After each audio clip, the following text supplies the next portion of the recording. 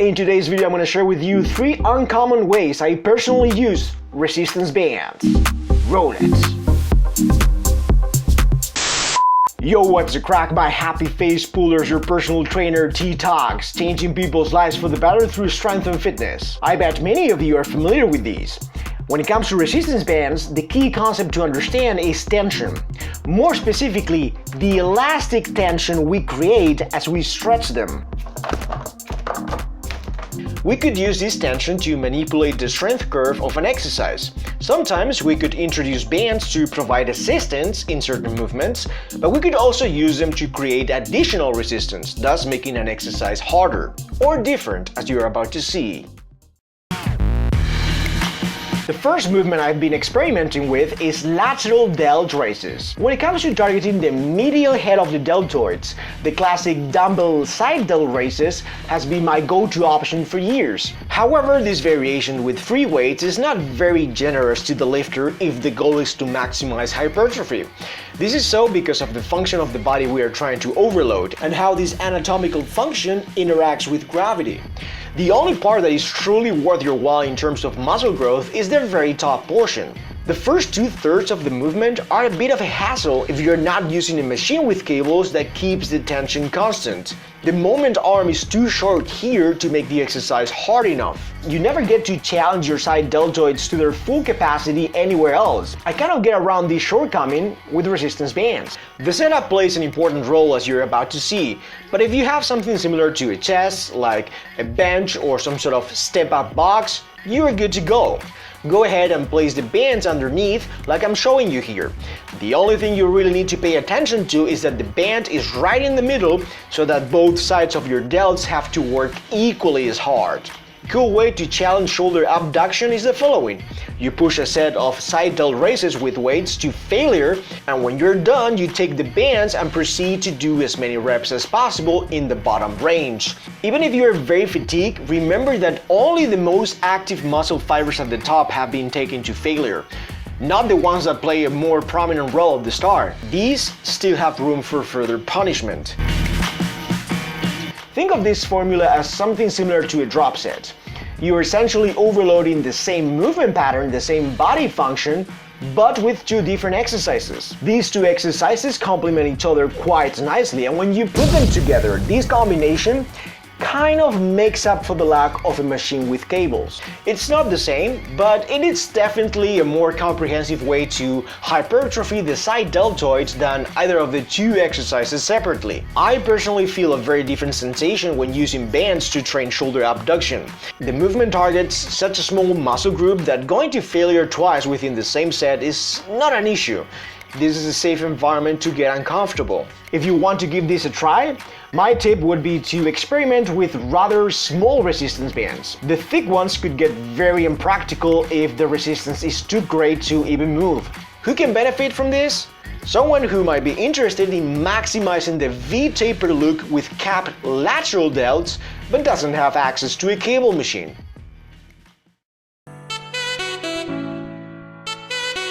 Parallel. Please, someone help this desperate man! Parallel. Another unconventional way I personally use resistance bands is during parallel bar dips. You see, for me to work within the 8 to 12 rep range on parallel bar dips, I need to add some external resistance. This could be easily achieved through additional load. The most common methods to make dips a bit more difficult are either with a weight attached to a belt or with a weighted vest, or putting some weight into a backpack. The first 2 are my go-to options for most cases. The setup is quite straightforward and the resistance stays consistent throughout the range of motion. I'm a huge proponent of overloading dips to develop the anterior side of the upper body. If your anatomical structure agrees with this calisthenic staple, dips could be a very effective way to train all the pushing muscles. This is a movement I'm performing in my current training block now that the bench press is not a viable option. But I also use it with clients who have gotten quite good at push-ups on the floor and need a new challenge in a similar pushing capacity. Remember the guy from this video? Well, he'll be able to hit 10 full range of motion dips sometime this year. Beware of how bands can alter the strength curve of an exercise. In the specific case of a dip, the bands provide almost no added resistance at the bottom. However, the tension gradually increases as they get stretched on the way up. In other words, banded dips emphasize the top portion, the lockout. This is the part where the triceps become the main contributor as this muscle group performs extension at the elbow. This is great if you want to emphasize the triceps, but keep in mind that resistance bands might not be the best piece of equipment if your priority is to develop the pectoralis.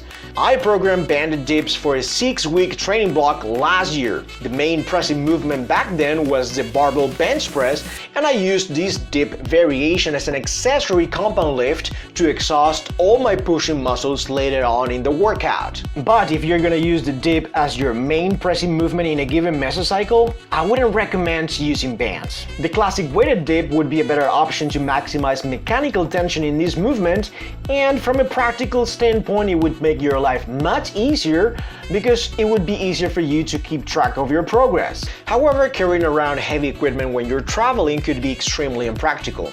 Who can benefit from this? Anyone who wants to make dips harder without using weights. For holidays, social events, or when you're simply on the road. In other words, for moments where you have no access to a fully equipped gym, resistance bands provide a convenient and easily portable alternative. Just be aware of its properties and how that affects the exercise. The last movement is the conventional deadlift with a deficit. Out of the 3 exercises, this is the most technical movement and the one with the greatest overload potential. So I feel compelled to say this. Look, I do understand the appeal of resistance bands, but if you're still a beginner trying to figure out the mechanics of this lift and you're not fully confident about your form, please refrain from adding resistance bands to barbell compound lifts. Just learn the basics, period.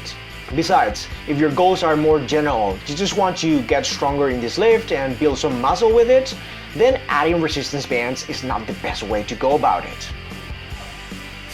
However, let me discuss briefly the performance aspects you can improve with this deadlift variation. This is a good way to train your lockout if you're having trouble with extending the hips at the top. This way, you can overload the top portion of the lift without having to punish your posterior chain as much at the bottom. Let's use a round number for the sake of an easy to understand example. Adding bands to your deadlift means that you could be lifting 100 kg off the floor but lock out 125 kg at the top. You are essentially adding weights to the barbell on your way up because the tension the band produces increases as it gets more stretched. This manipulation of the strength curve allows you to train the part of the deadlift you want to get better at with higher resistance than at the bottom, which is also the most taxing one. So essentially you're getting better performance-specific adaptation with less fatigue. A little warning here, be aware of overspeed eccentrics. You're gonna notice how fast and furious the barbell would want to come down given the elastic nature of the resistance band. Just when you didn't think it could get any better, huh?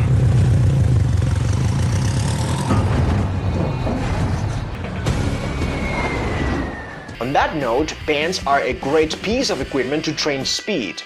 If you don't care about aesthetics and only want to become more explosive in a given lift, this strength curve manipulation could also be beneficial. If you identify that your concentric in the deadlift is perhaps too slow, and this is limiting your performance in this lift, a banded pull off the floor could be an option for you to consider. Quick FYI.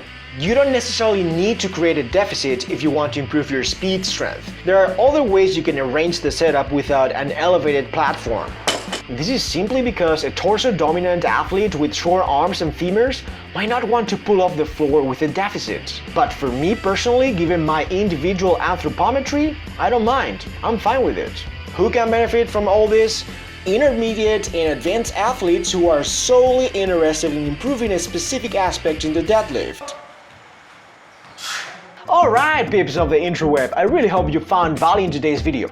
If you learned something new and you want to show me some appreciation, which is very welcome by the way, go ahead and smash the like button, consider subscribe to the channel, and don't forget to click on the notification bell so you don't miss any future videos. I gotta go eat. In the meantime, stay fit, stay strong, give me a thumbs up and subscribe to the channel for more gains.